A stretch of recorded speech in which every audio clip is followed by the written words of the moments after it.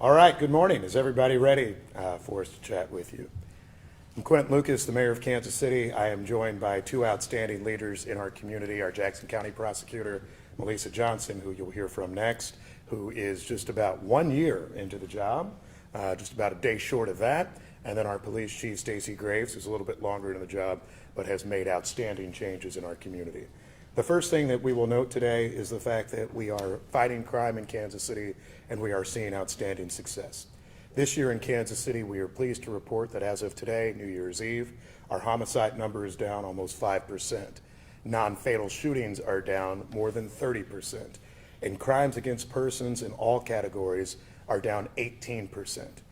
Those are numbers that are transformational for public safety in our community.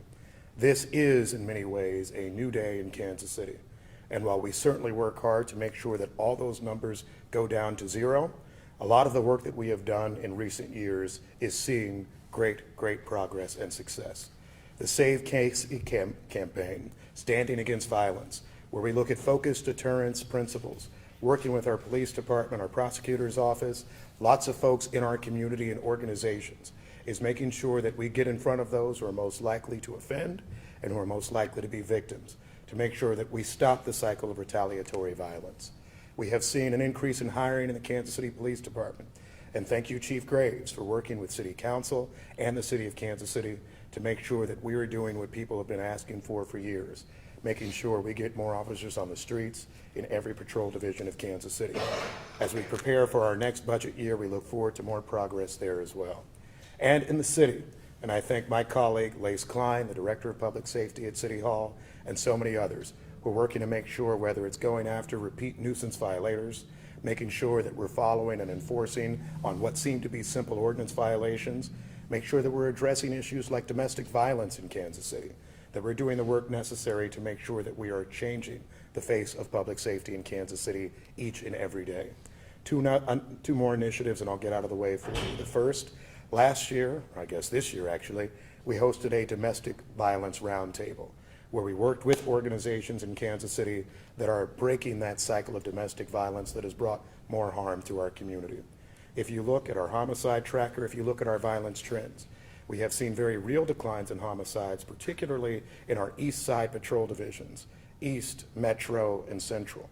All of those have seen declines of, in one patrol division, 50%, the others roughly 33%.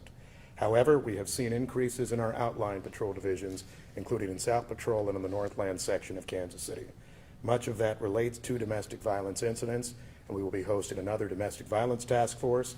We'll be working with community organizations like Synergy Services and so many others to make sure that we address those issues so that everyone can be safe in Kansas City. And back in April, the voters of Kansas City approved a renewal of the public safety sales tax. As part of that renewal, you will see a new detention facility in Kansas City that's opening by June 1 of 2026. We'll have further discussions about how we also work to open a permanent detention facility currently being evaluated at the Front Street site where the Kansas City Toll Lot is, and a community resource center to ensure that we are addressing the many issues that impact violent crime and lead people to offend repeatedly. I want to say this final note. We'll come back to questions after the police chief concludes her comments. These are outstanding partners that we are working with today. I have been mayor for a very long time. If our numbers hold today, we will have the lowest number of homicides that this city has seen since before I was mayor of Kansas City. That is very real progress. I thank these women for being a key and important part of it, because every day they work on collaboration. The prosecutor's office, the city, the police department, our many other prosecutors' offices in Kansas City proper are all working in lockstep to make sure this community is safer. I'm proud that we're seeing that collaboration. I'm proud of these two women, and I look forward to more progress and success in 2026. With that, I turn over to Jackson County's prosecutor, Melissa Johnson. Thank you very much, Mr. Mayor. Thank you so much for your leadership and, of course, as always, for your partnership. I think we can all say in unison that we are absolutely tired of the impact that celebratory gun violence is having on our community every year during marquee celebrations, as is today on New Year's Eve. Not only is it disruptive, but it is also extremely, extremely dangerous.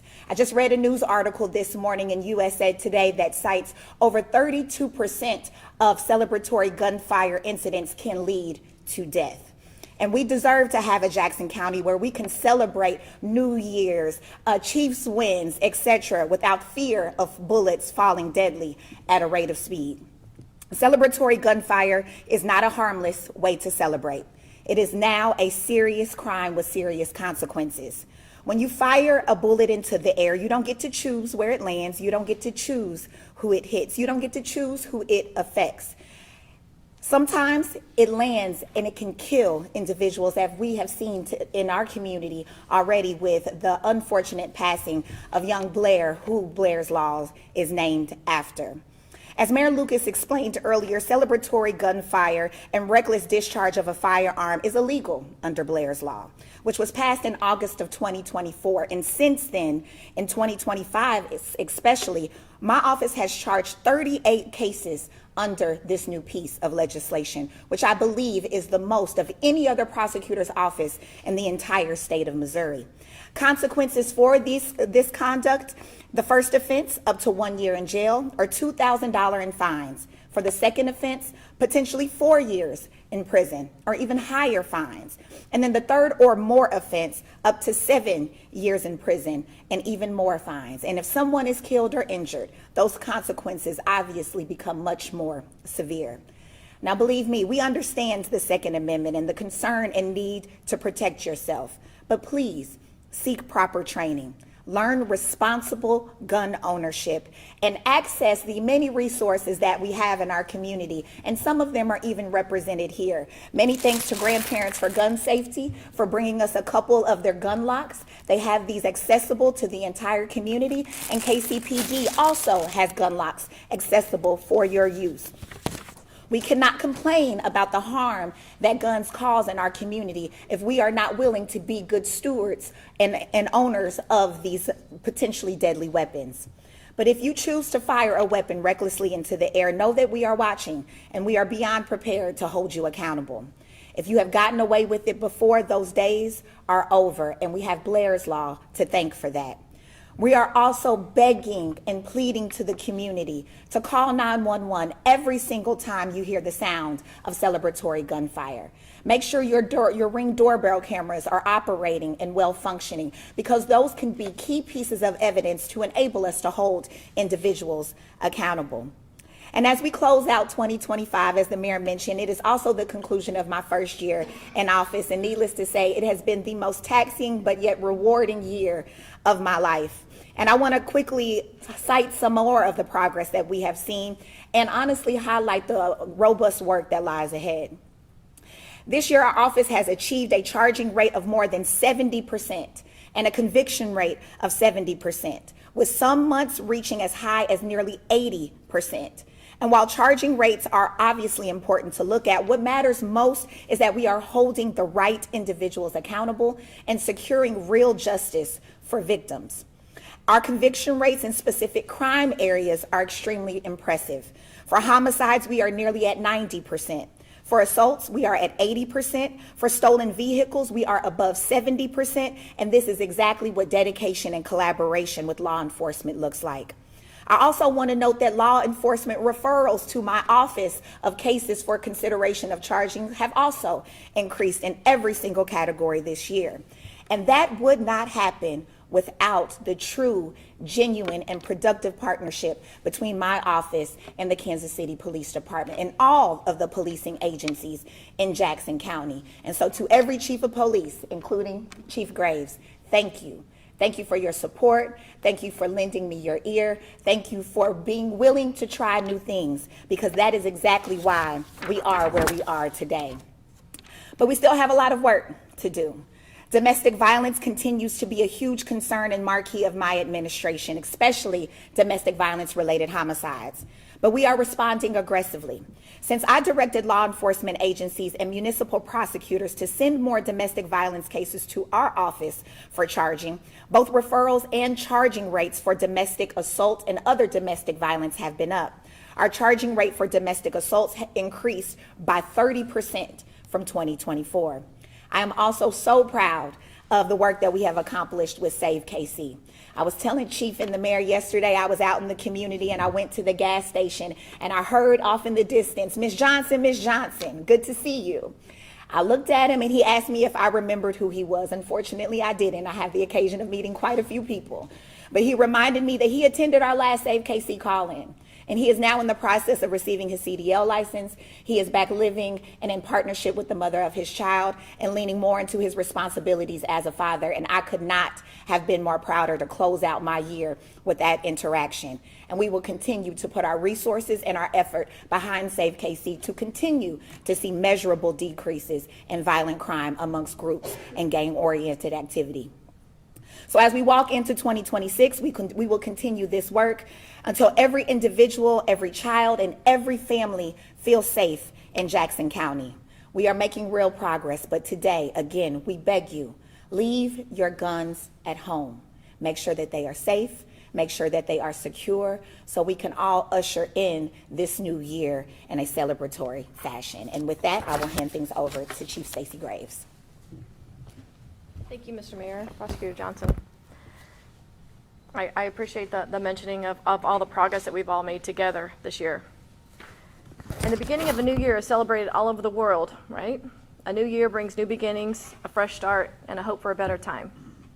Welcoming a new year does not include the shooting or the firing of guns. Every New Year's Eve in our city, we have individuals that choose to indiscriminately shoot into the air to celebrate the incoming year. The discharge of firearms in city limits, celebratory gunfire, is reckless and dangerous behavior that can be fatal. Shooting a gun in the air is no way to celebrate, and what goes up must come down. As we all know about Blair Shanahan, who passed away in July of 2011 at only 11 years old.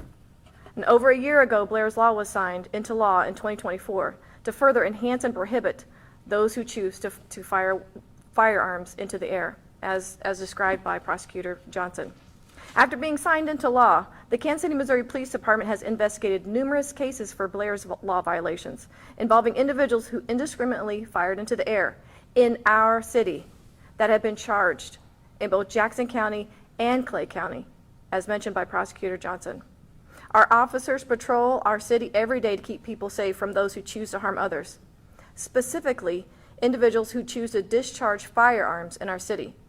KCPD will be out patrolling tonight with a keen focus on those who break the law and celebrate with gunfire. You will be arrested. You will be charged. If you witness celebratory gunfire, call 911. Talk friends, families, and neighbors out of shooting a gun in celebration or otherwise. Celebratory gunfire is a threat to all of us. Families, businesses, property. Over the years, even KCPD have been victims of celebratory gunfire. Shooting a gun in the air is no way to celebrate. It's a threat to all parts of our city, all neighborhoods, all people. I can't say this enough. Celebratory gunfire is dangerous. It's indiscriminate, it can be fatal, and it's illegal. We have an opportunity here in Kansas City to continue the positive trend of reductions in gun violence. This year in 2025, non-fatal shootings are down 31%. When compared to a 4-year average of non-fatal shootings, we are also down 21%. In 2025, homicides are down for the second year in a row, down 5% from 2024, down 20% from 23 to 24. The 5-year average of homicides are down 12%. Homicides in Kansas City has hit a 7-year low. On New Year's in 2024, there were 185 shots fired calls right here in Kansas City. On New Year's in 2025, there were 109 sounds of shots calls in Kansas City, a reduction of 41%. I believe in a safer Kansas City. These numbers prove we can make that happen, but it takes all of us. Let us all work together to make Kansas City safer in 2026, starting tonight with no celebratory gunfire and no guns. Questions for you? It's great news always to see an arrow pointing down on crime rates. How do you know this is the work of programming and effort as opposed to statistical anomalies? I think, and first of all, I have the experts behind me and they may wish to add more, but I'll say the reason we know is because this is trends and this is real hard work. This is not the sort of thing that's a flash in the pan. The chief gave out the 5-year averages, the trends that we're seeing, indeed breaking them down by patrol divisions as well. What we have seen is the important investments that we've made, and I'm going to center again on 2 areas. One, making sure we got police hiring to where it needed to be. 2 years ago, I believe our police budget increase was about 12%. Last year was 8%. What Chief Graves has shown a commitment to is making sure that goes to the women and men of law enforcement, making sure we have competitive salaries, making sure we're recruiting. That has been essential for us, and that is something that has been a straight line that we have seen relating to our declines in shootings and homicide activity. And then as for Save KC, Prosecutor Johnson in her prior position was one who was key in making sure that we developed this program, that we were invested in focused deterrence. That was a break on policy of years prior.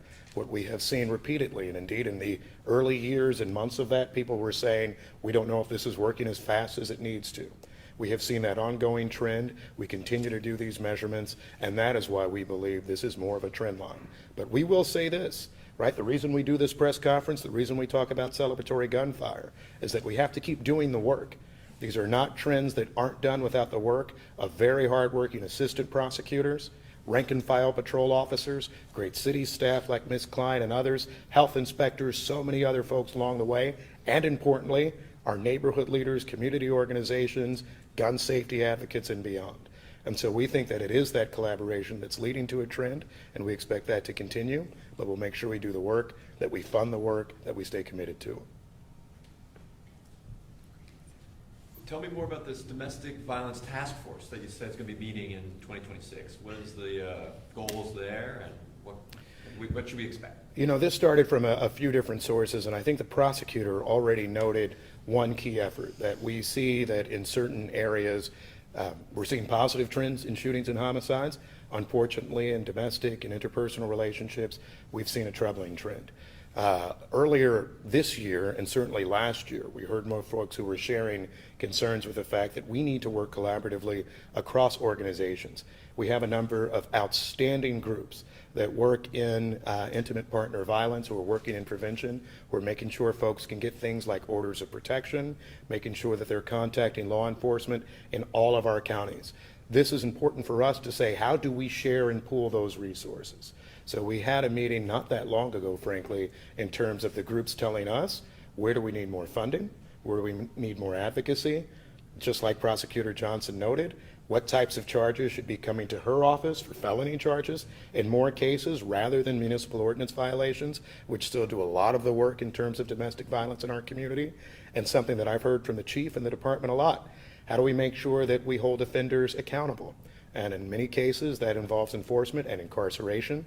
Our municipal detention facility will be a difference maker in connection with that. We also have seen that our own municipal court in Kansas City is doing more work with those who have offended, ensuring that they find pathways off. So we'll make sure we share with press and public more information about the next time we have a task force, but I think that is going to be key work for us. And I'll note this, actually, because it isn't just the public safety side of things. Earlier this year up in Clay County, and I want to make sure that I acknowledge Prosecutor Zach Thompson, the work that they do there, and obviously KCPD. They opened an expanded shelter for synergy services. The goal there is for women and families who are coming out of abusive situations. That was partially supported by Kansas City's Housing Trust Fund. All of the different things we have been talking about for years are working together to build a safer Kansas City, and we hope to see more of that, and that's why you see these collaboratives all together. Talk about doing the work and how this takes a lot of work to actually lower these trends. Is there anything you're building to in 2026 to continue this trend, or focusing on, I know there's Save KC and hiring more police officers, but anything else that might have been a challenge this year? You know, I think an important note about the work, right, is that we have a bad habit, not just in our community, but nationally and probably internationally, is if we don't see drastic reductions in 6 months, we like to abandon a specific effort and then change course without understanding that, hey, we didn't get here overnight.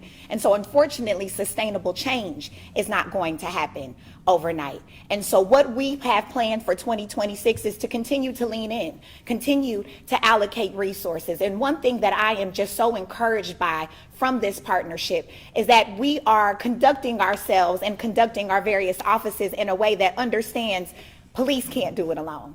Prosecutors can't do it alone, and community certainly can't do it alone. We all have to come to the table together, and that exact ideology is reflected in Save KC. It is reflected in the work that we are doing around domestic violence. It is reflected in the proactive work that we are doing in our entertainment districts through my crime strategies unit, bringing community, police, and prosecutors together to lean in and continue strategies that are showing early signs of success. Looking ahead, any concerns, Chief, if you could speak to this, about the World Cup coming? I mean, for instance, the mayor just said that the detention center will open June 1, I believe. Correct. I mean, June 11th, I think, the World Cup starts. Any concerns around that? Or what are your guys' priorities right now? Our priorities right now is we've been planning for the World Cup for the past 2 years. We have dedicated commanders and staff. We have all but everything with names and operation plans. We know how many people we need for each event, for each day, and it's going to be an all hands on deck, not just for KCPD, but also surrounding agencies that we'll be bringing in to assist with not only policing the city, but also making sure that these venues are safe. Is there a certain area of the city where you're noticing these celebratory gunfires happening, if you know off the top of your head? And also, do you know if there is a significant number of those of people that don't live in Kansas City that are doing that? I'm not sure about the question of outside Kansas City. We just keep track of the calls for service that we have here in Kansas City. It's mostly centrally located, but some of that is also due to the fact that ShotSpotter picks up those sounds of shots, alerts police, and we respond to those. So those are some of the ones that we respond to. There may be calls outside of specific areas where no one calls 911, which is something that I'd like to reiterate from Prosecutor Johnson and myself. If you hear shots being fired, call 911. Get us in the area. Make sure that we know that there's someone in that area firing shots that's dangerous. That way either our presence or we can actually take someone into custody. I say 2025 started off with every news station doing a story about break-ins and property crime, and then we haven't talked about that a whole lot in the last several months. What changed there?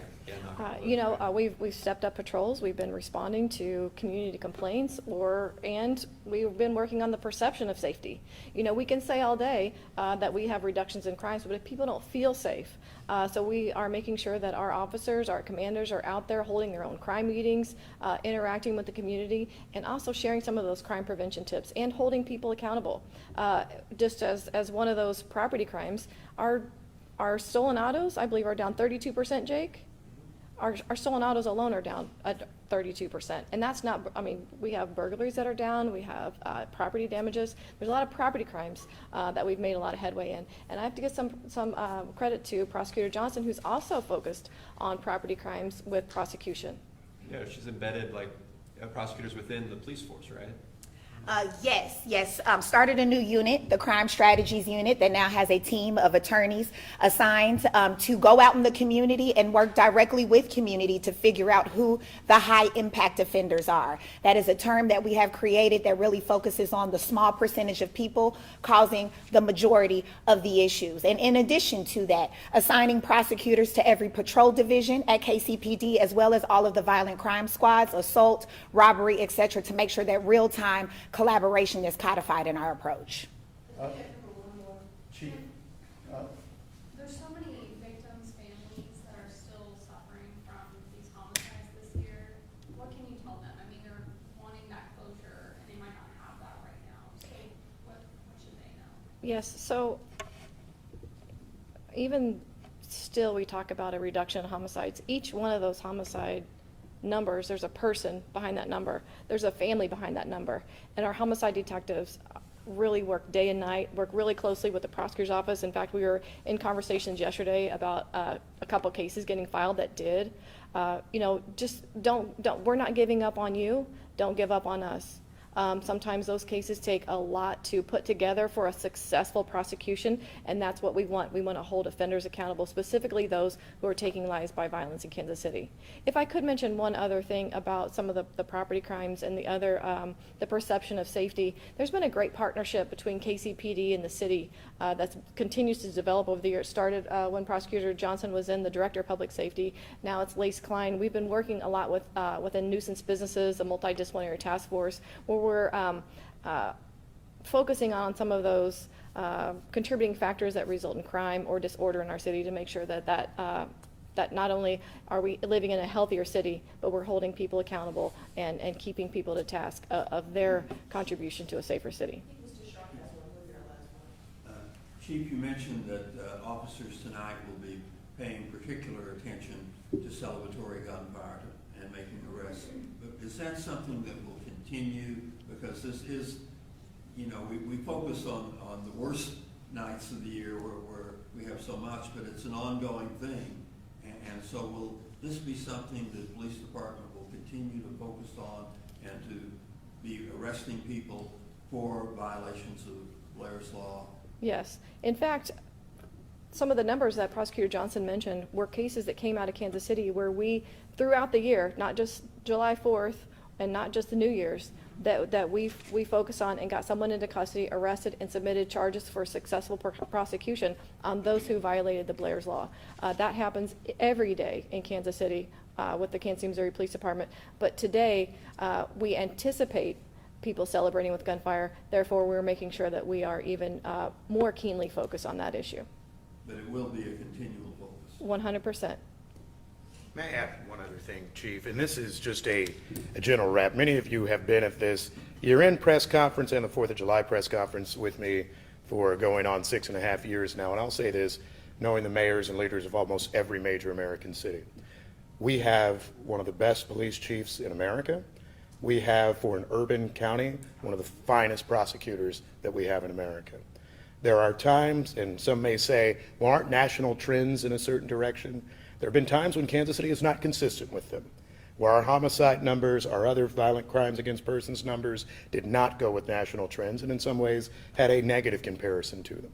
What you have are two incredibly creative people who are collaborative, and that is key to us making a difference now. Personnel in many situations matters. I'm proud of the personnel we have that are making Kansas City safer, and that, to your question, Martin, is why I think we'll continue to see progress. Thank you all so very much, and everybody stay safe tonight. Happy New Year.